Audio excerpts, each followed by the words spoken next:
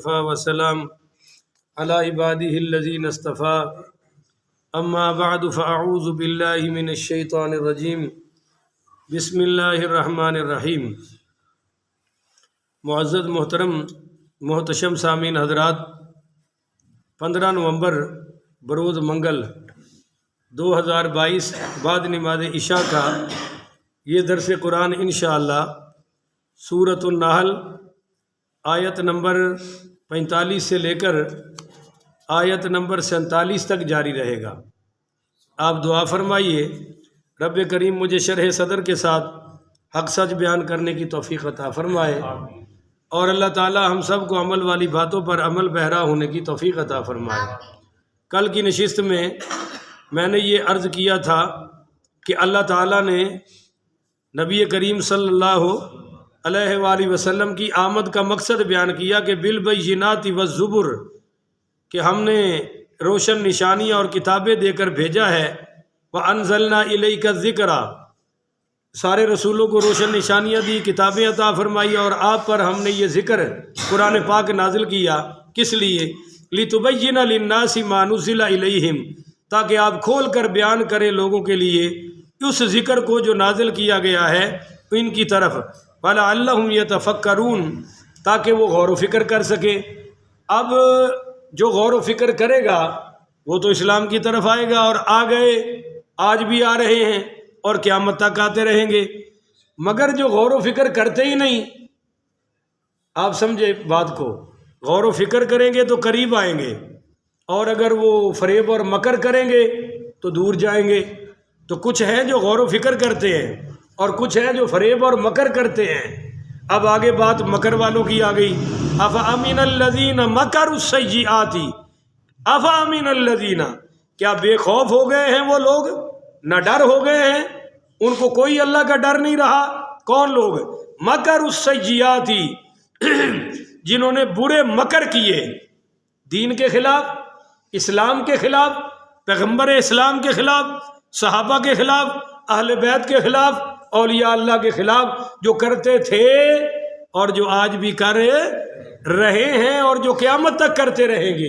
ایک بات تو یہ آگی ترجمے والی، تفسیر میں یہ سمجھیں کہ جو بھی حق کی مخالفت کرتا ہے، جو بھی سچ کی مخالفت کرتا ہے، خاص کر یہ جو مسلمان فرقہ واریت کی لعنت میں ایسے غرق ہوئے ہیں کہ کسی کو کسی کا مدرسہ اچھا نہیں لگتا، کسی کو کسی کی مسجد اچھی نہیں لگ رہی، ایک قاری قرآن پڑھتا ہے، وہ چونکہ میرے مسلک کا نہیں ہے تو مجھے اس کی تلاوت بھی اچھی، ایک آدمی تفسیر بیان کر رہا ہے پر وہ میری جماعت کا نہیں ہے، اور دوسرے دھڑے کا ہے، میرے پیر صاحب کا مرید نہیں ہے، تو وہ مجھے اچھا لگتا۔ اور آپ سے بہتر کون جانتا ہے کہ مولوی بھی مولوی کو پسند کرتا؟ المولوی لا یرضی من المولوی، مولوی مولوی سے کبھی راضی۔ اگر ایک خطیب کی تقریر اچھی لگ گئی ہے تو مجھے میری نیندیں اڑ گئی ہیں، میں اس کے خلاف سازشیں کر رہا ہوں، اور اپنے ہی گراتے ہیں نشے من پہ بجلیاں، اپنے مسلک کے بھی بعد آتے۔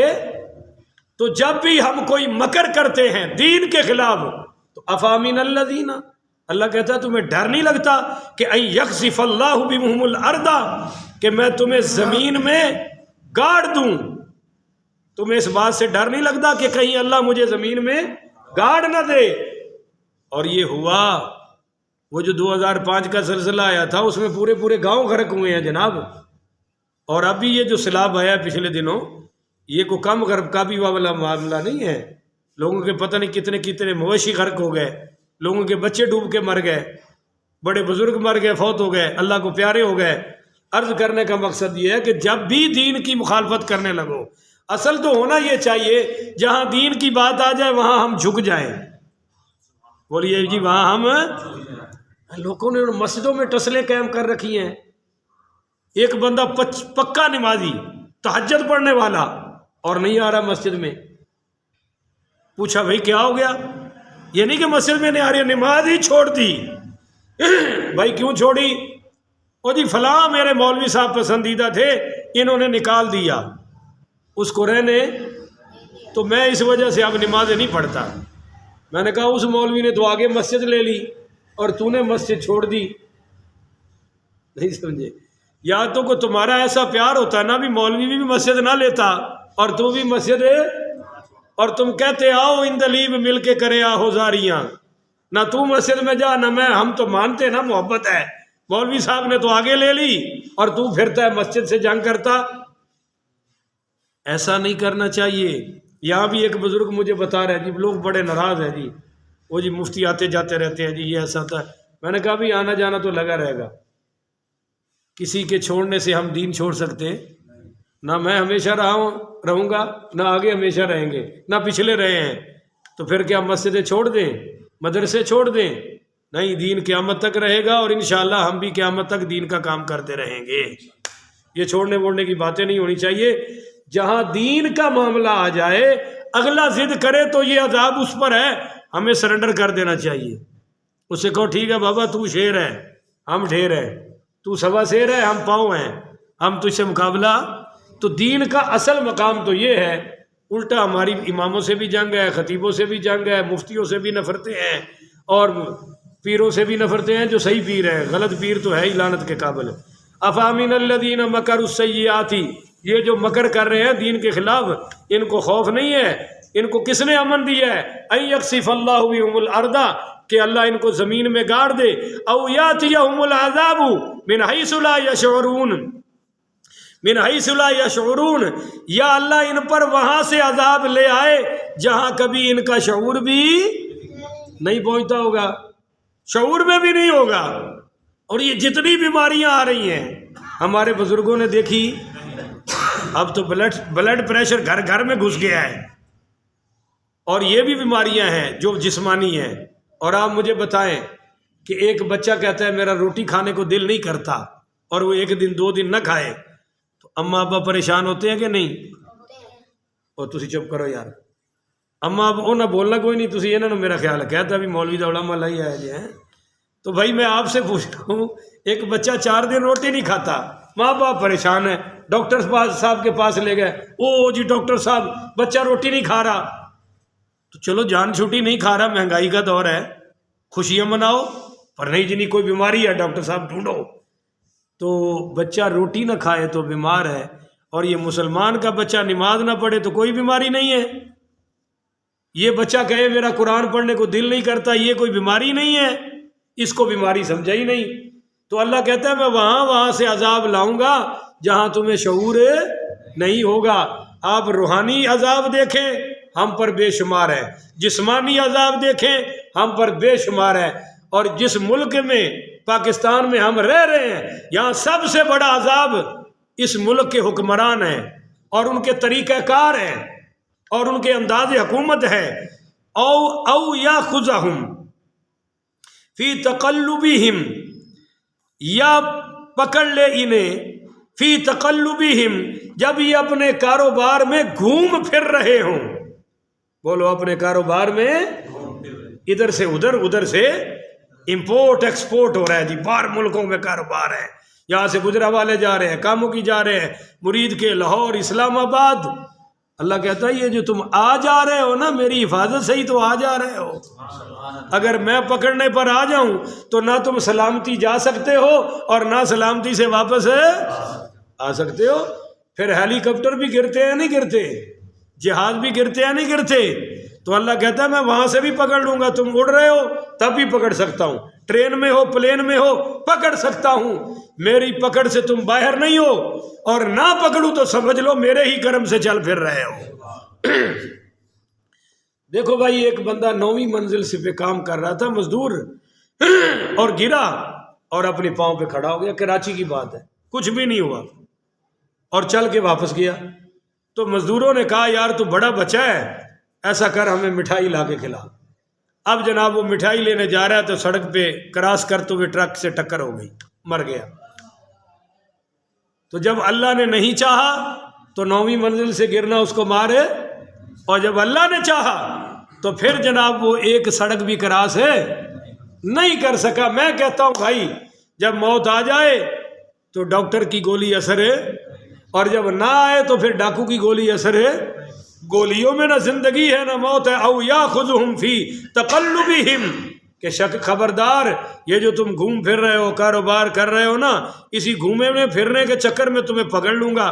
فما ہم بمعجزین، اور تم مجھے عاجز کر سکتے، ہم مجھے تھکا نہیں سکتے ہو، خود تھک جاؤ گے، اللہ نہیں تھکے گا. اور اگلی آیت میں غور کریں، بڑا کمال کی، سبحان اللہ. او یاخذہم علی تخوف، یا پکڑ لے انہیں جب وہ خوف زدہ ہو چکے ہوں، پکڑ لے انہیں جب وہ خوف زدہ ہو چکے ہوں. تخوف، اس کا ایک معنی تنقص بھی ہے، تخوف کا معنی تنقص بھی ہے. پہلے تخوف سمجھ لیں، اللہ خوف زدہ کر کے پکڑے گا. مہنگائی کا ڈر، لڑائی کا ڈر، جھگڑے کا ڈر، پاکستان دیوالیہ ہونے جا رہا ہے جی، اس کا ڈر، حکومت آگے کیا کرنے والی ہے اس کا ڈر، دشمنوں کا ڈر، بچیوں کا ڈر، بچوں کا ڈر. اللہ کہتا ہے جب میرے یار بن جاؤ تو پھر تو لا خوف علیہم ولا هم یحزنون، نہ غم رہنے دوں گا نہ خوف رہنے دوں گا. پر جب تم مجھ سے دور ہوگے تو ہر خوف تم پہ مسلط کر دوں گا، اور یہی تو میری پکڑ ہے. نہیں سمجھے ہو؟ یہ جو تم خوف زدہ ہو، یہ خوف ہی تو میرا پکڑ ہے. اور تمہیں کون سا عذاب چاہیے؟ یہ تھوڑا عذاب ہے کہ 16 لاکھ قربانیاں دے کر ہم نے یہ ملک حاصل کیا، اور اس میں بھی ہم امن سے رہ سکتے، ہمیں امن ہی کوئی نہیں ہے.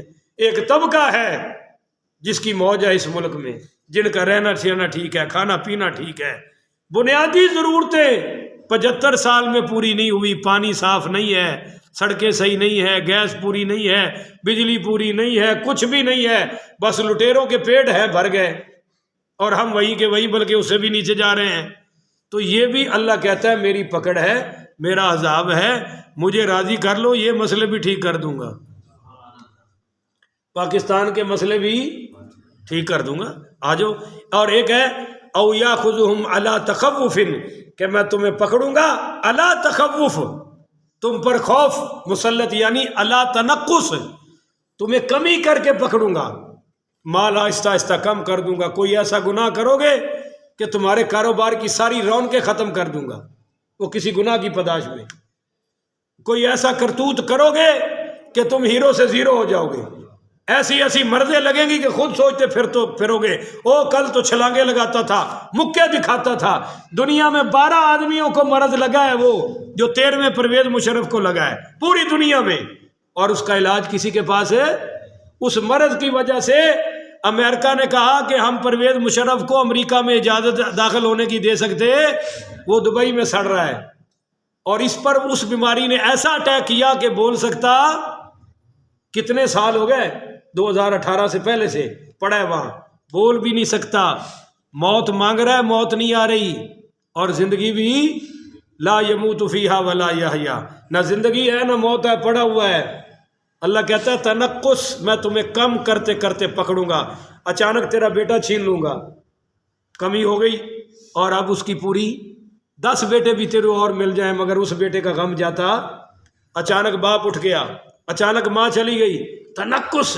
اللہ کہتا ہے میں تمہیں کمی کر کے بھی، اور ایسا ہوا کہ میدان بدر میں شراب پیتے ہوئے پہنچے، گانے والیاں ساتھ لے کے پہنچے، جیسے ہمارے ہاں میچ پہ بھی ناچ گا رہے ہیں اور لانگ مارچ میں بھی ناچ گانے ہو رہے ہیں، ایسے ہی مشرکین مکہ چلے تھے، بدر میں پہنچے، اور ادھر 313 تھے قرآن والے، 313 تھے درود شریف والے، 313 تھے اللہ والے، 313 تھے پیارے مصطفیٰ کے مرید. ایسا غلبہ آیا کہ ان کے بڑے بڑے برج الٹ گئے، اور غزوہ بدر کا پھر ان سے حساب لیا جا سکا، یعنی وہ اپنا نقصان ہی پورا نہیں کر سکے، اور صحابہ سے بدلہ ہی نہیں لے سکے، اگلی جنگوں میں اور مارے پڑتی چلی گئی. تو اللہ کہتا ہے میں یہ بھی کر سکتا ہوں، دین کے خلاف سازشیں بند کر دو. فَإِنَّ رَبَّكُمْ، اے میرے محبوب میں جو تیرا رب ہوں نا، لَرَؤُوفُ الرَّحِيمُ، بڑا مہربان اور ہمیشہ رحم کرنے والا ہوں. تو یہ میں رحم اور مہربانی سے سارے سسٹم چلا رہا ہوں، وگرنہ میں پکڑنے پہ آ جاؤں تو وَلَا يُوثِقُ وَثَاقَهُ أَحَدٌ، ایسا باندھوں گا کہ پھر میرا باندھا ہوا چھڑانے والا میں، وَلَا يُعَذِّبُ عَذَابَهُ أَحَدٌ، ایسے عذاب میں ڈالوں گا کہ میرے عذاب سے نکالنے والا کوئی نہیں ہوگا. اللہ تعالیٰ سے دعا ہے اللہ ہمیں ان ساری برائیوں سے محفوظ فرمائے. اور اللہ تعالی ہمیں عمل کرتے ہوئے قرآن و حدیث پر عمل کرتے ہوئے زندگی گزارنے کی توفیق عطا فرمائے۔ آخر ودعوانا الحمدللہ رب العالمین۔